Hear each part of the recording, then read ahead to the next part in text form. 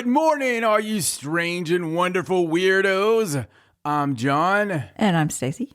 It's Monday, October 17th. And here's why today is strange.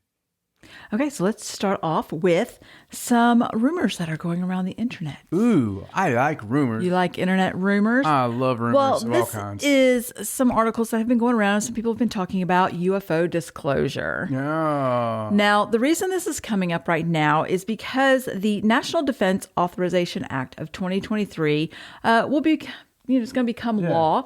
And some of the people that are sort of connected and in the UFO community are saying that they believe that after that passes, that there's going to be a whole nother round of hearings in front of Congress. And the rumor is that there will be whistleblowers that are ready to come forward and talk about how we've been collecting evidence and materials and reverse engineering actual UFO crafts. Oh my. So when were they talking about possibly having these people come talk? Well, the NDAA is normally passed sometimes near the end of the year. So they're hoping sort of near the end of the year. But it's not, this is just a rumor. Just a rumor.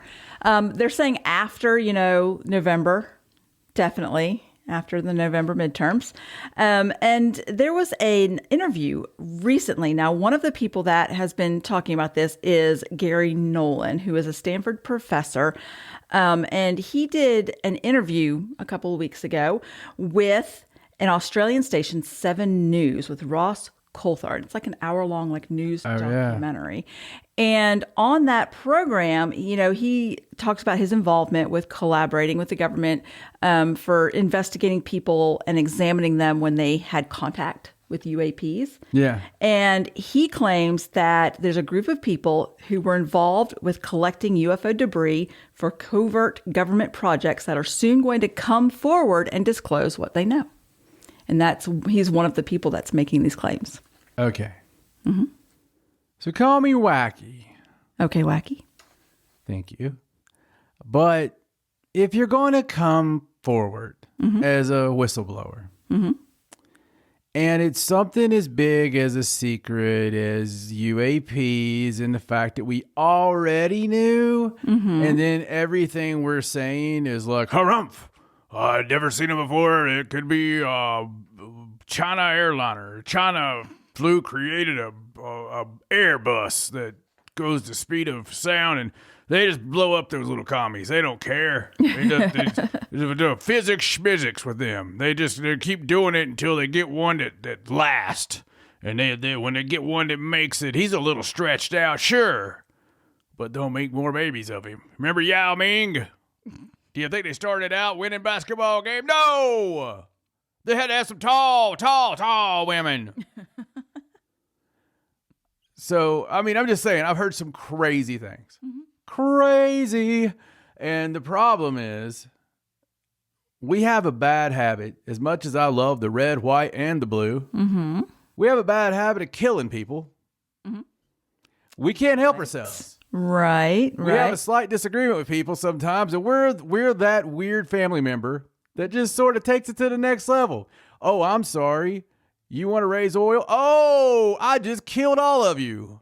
It just happens. Accidental, whatever, Right. We think that you might have known somebody that at one time made a phone call to the guy who bought that program that would let him do that flight simulator. Yo, see ya. Right. But the problem is, and this is not, listen, I'm all for some good-natured killing from time to time, but, people's got to work. We got to keep making bullets and all this stuff, got to keep the momentum going. True. So you don't think that the whistleblowers will come forward? I don't think they're going to live. Well, it does say in here that there's you the don't possibility. Come out and say that. You don't come out and say, oh, hey, by the way, on January 1st, I'm going to give absolute proof of who killed JFK. Right. The next day, I'm going to go dig Jimmy Hoffa up. Well, like I said, it's just a rumor. we'll have to see what happens. It does say that supposedly important whistleblower protections are going to be written into, some of these laws, but, it has to happen first. It would have to be there now. Right. The important whistleblower laws. Okay, listen. We don't have a good track record with whistleblowers, right? No, we don't. So, where's Julian Assange? Not here. Where's Edward Snowden? Not here. Where's anyone who ever, I don't guess Clinton whistleblowers really count, do they? I don't think so. Sort of know that one going in. Do you think that there's like a special little thing you sign, like when you're signing up for a job? Because it's a normal company, Right. If you sign up for the Clinton Foundation, you're kind of like checking the boxes. It's like, do you like dental insurance or this or that, And that one little box for family members in case something bad happens to you? Right. Do you think theirs is a little different? Like list all of your family members and where they live. Yeah. Extended family, just in case. We want to make sure that if there's a problem. Right. We want to send, we find them. We'll find them. And their dog. Anyway, I think that it's an awesome story, but it's almost a fairy tale. Almost. Until, I'm always on UFO Twitter and things like that. And there is a running joke to this that it's always 2 weeks out. Right. That we're always 2 weeks away from disclosure. So, especially when Alejandro Sanyo is getting it's like there's the 2 weeks from disclosure thing. Right. So I don't know. I hope it happens. Right. And I hope in a few weeks we're like, oh my God. Yeah, wow. I just kind of want to see a new round of hearings, whether the whistleblowers come forward or not. I'd like to see them do the hearings again. I want to see my hero come back. Just to see what comes out, yes. Yes. All right, so let's move on. And speaking of UAPs, let's talk about Camila Cabello. On The Tonight Show with Jimmy Fallon, she showed her UFO encounter. It was actually pretty impressive. Now, she was showing footage of what she believes was a UFO when she was with her parents, and she was trying to take it's like a video clip, but I think what it was is she was trying to take a picture, so it's one of those live photos. She went on Tonight Show and was compelled enough about this footage to show the footage on her Tonight Show appearance? Jimmy Fallon asked about it. Oh, wow. Yeah. Because it's a thing now. People share their experiences. That's major network television, though. It is. I'm sorry. Go ahead. That's okay. Okay. She was taking a shot of her parents in the mountainous area of South America while they were touring there. And there were some big mountains in the background. And her parents are standing there. They're just cute little parents. And she's trying to take the picture.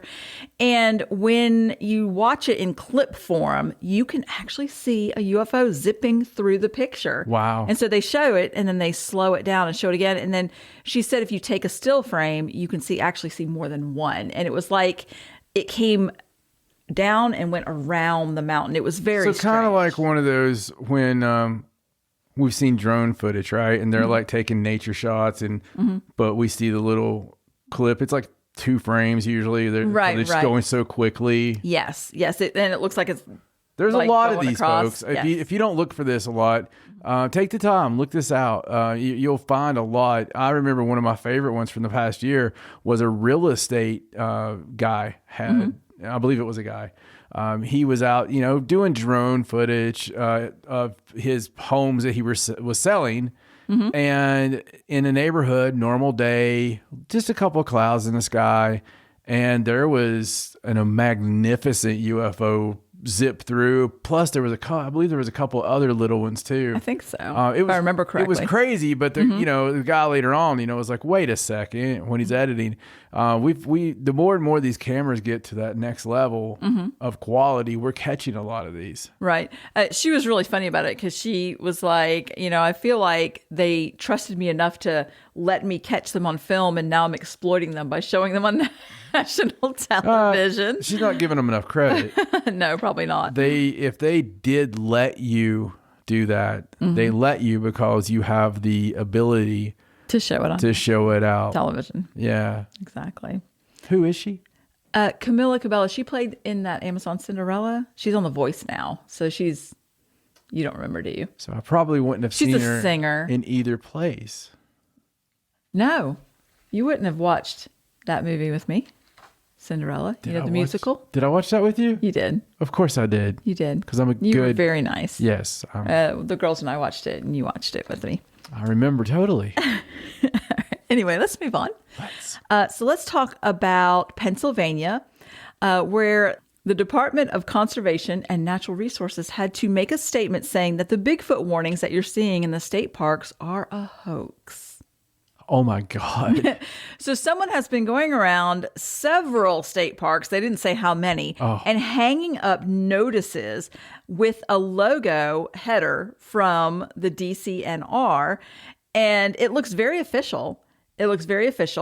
And it reads, "Warning, due to encounters in the area of a creature resembling Bigfoot, we are instructing all park visitors to observe elevated park etiquette. Be cautious of your surroundings and keep the location of any small children/pets within a tighter scope of awareness. Do not approach the creature." And it says, report any sightings to a ranger, front office, or to the DCNR Office of Missing Persons. Do not post sightings on social media. And then it repeats the entire message in Spanish. So it looks very, very official, but they've had to come out and say, look, that's not us. We're not posting those. And every time they see them, they actually take them down. So somebody has taken it upon themselves. I know who did it. Who? You should have asked me to start with. I'm sorry. Who did it? Listen, Bigfoot is very humanoid, right? It's very much like us. Right. They have the same families. They have the same problems as human beings do. This was a teenage Bigfoot in the state of Pennsylvania. Right. Just a rambunctious, woke Bigfoot teen who's just like, Dad and Mom, I'm not going to do it anymore. I'm not going to take these people. I mean, I've been reading these. Oh no, Junior. It's okay, honey. I thought it'd be good to open his mind. The missing 411 books, though. Come on, Millie. Why? The missing 411 books? It paints us to be such killers. Well, no, but, it kind of leaves it open to your interpretation. It never says our names. So I think that's what's happening. Okay. Woke Bigfoot. Well, then it's a general warning. They should stop taking them down. Yeah, I mean, you got to keep these kids. They go out there. He wrote it himself. If they would look for hairs around it, they would know. They would know. All right, you ready to move on? I am so ready. Okay, so let's talk about what happened in Knoxville on Saturday. So seems like there was a game. There was. The Tennessee Volunteers and Alabama. Yes. And I believe Tennessee won. They beat Alabama after 15 years. For people who watch this show, that's football. Yes. It's a college sport that happens usually. That's not the strange part of the story. Saturdays in October. It is strange that they won finally. Yeah, no, 15 years. But that's not the strange part of the story. The strange part of the story is that close to the stadium in Knoxville, there is a seismograph, place that, measures the seismic activity. And the seismograph registered seismic activity as the Vols were beating Alabama. There are three very specific points that they detected some activity. Now, I will say that they're saying that it could just be a coincidence, that it's not been confirmed that that's specifically the reason. But it is odd that at the very exact time that Alabama missed their field goal and the Vols won the game and the ensuing celebration at the end are all the times when they registered the seismic activity. Goalpost ended up in the Tennessee River. It was glorious. It was. Yes. Wonderful, amazing, beautiful chaos. It was a spectacle. Even if you just like spectacles, it was a really cool one. Yes. So not surprising about that. You remember it happened in Seattle as well years ago when Seattle had a team in the NFL. Right. They had the Legion of Boom, the fans, and they would often register slightly on the Richter scale. Yes. I'm not sure that it's ever happened in East Tennessee, but maybe. I mean, it's fairly close to Neyland Stadium, but that's just Well, the amazing. last time they were winning like that, they still put their ears to the ground to be able to tell if there was earthquakes. Well, I think it said in there that the last time they rushed the field was way back in 1998 after they beat Florida. So it's been a long time. I remember that one too. Mm-hmm. We were watching that. All right, so let's move on to our last story. And this is about New Zealand. So New Zealand has a new plan to fight climate change, and it takes aim at the livestock. So New Zealand's government is looking to start taxing burps from cows and other animals because it emits harmful greenhouse gases. Yeah, we've established that with cow farts. Yes. But, I mean, are they going to keep up with the farts as well? It doesn't say that. It says the belches. I didn't know the Because burps. it says cows belch out a greenhouse gas called methane. Yeah. And I know the farts do that too because they had a whole study on that, didn't they? Right, yeah, cow farts. Yeah. So they're saying that they want to slap a tax on, I don't know how they're going to measure it. That's what I was going to ask. Yeah, but So is there going to be a job open up? somebody to measure cow burps. I'm very excited to be working here. So it's your first day, Melvin.